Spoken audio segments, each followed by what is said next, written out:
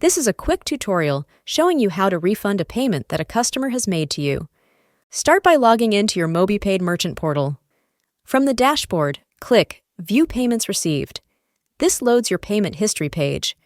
To find the payment, enter the reference number in the search bar and hit Enter. Click the arrow to view the details of this payment. Once you're ready to refund the payment, click the 3 dots in the Actions column.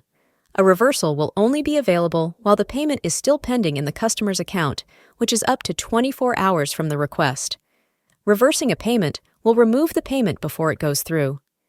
If the payment has already gone through, only the refund option will be available. A refund will credit your customer's account for the amount that you specify.